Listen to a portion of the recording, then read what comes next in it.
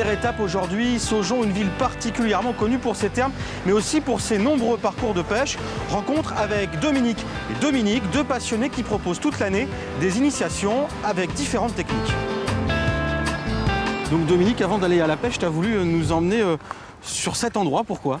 Oui, parce qu'ici, Saujon, c'est un lieu important, hein, c'est le partage des eaux, hein, entre l'estuaire avec les huîtres et puis le côté amont, où là on a une eau douce et où nous on pratique la pêche. Hein, voilà. Et là maintenant on va aller où alors? Alors là on va aller un peu plus en amont, hein, dans nos coins un peu secrets, hein, qui sont quand même assez accessibles, et on va pratiquer des techniques un petit peu plus sportives. Voilà. Ok, bah c'est parti, on y va.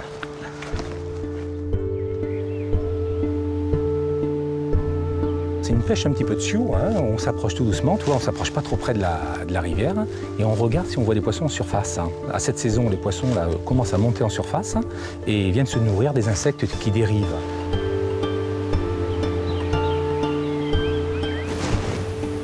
Voilà, caché sous les arbres.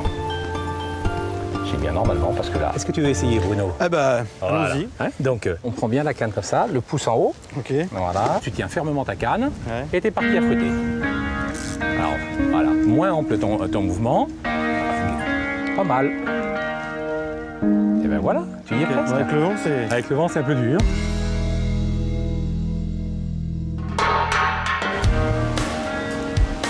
Mouche qui dérive, qui dérive, qui dérive, qui dérive. Et quand elle va arriver là sous l'arbre, là, et ben, s'il y a un poisson posté, hop, il va venir le gober. Faut être un peu fou pour pêcher la mouche, donc faut avoir les yeux un peu partout. Oui, c'est peut-être un petit peu ça. C'est une technique passionnante parce que ça t'oblige à observer un petit peu tout, quoi. Donc c'est vrai que quand tu y as goûté une fois, en général, eh ben, t'as qu'une envie, c'est de recommencer. Voilà. Alors on a quitté Dominique dans son petit coin de paradis en pleine nature pour un autre Dominique, cette fois-ci en plein centre-ville. Alors qu'est-ce que tu es en train de faire? Eh bien, je suis en train de pêcher le carnassier, donc je vais essayer de m'orienter sur de la perche ou le brochet, puisque c'est deux espèces qui sont bien fréquentes sur ce secteur. Donc ça c'est un petit peu ta boîte à jouer, non? Absolument, absolument. Donc on a toute une quantité de leurres possibles et imaginables pour traquer le poisson. Ça peut aller du poisson nageur imitatif. Sinon après on peut tomber sur des choses beaucoup plus psychédéliques. Par exemple le spinnerbait qui lui, bon on peut pas vraiment dire qu'il ressemble dans l'absolu à grand chose. Et ça marche. Et ça marche. Ça a tendance à les énerver au plus haut point. Elle est là, elle est après. Il y en a une deuxième. Une perche. Hop là. Ben voilà le poisson typique de la Seudre, celui qui règne en maître, c'est la perche. Bon, celle-là n'est pas très grosse.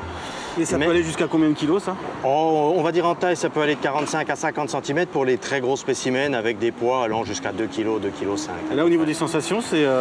Déjà sur des petites comme ça, sur du matériel léger, c'est marrant, mais bon, quand ça commence à prendre du volume, c'est un poisson qui se laisse pas faire. C'est un poisson qui se laisse pas faire. Alors, on a quitté nos deux amis pêcheurs.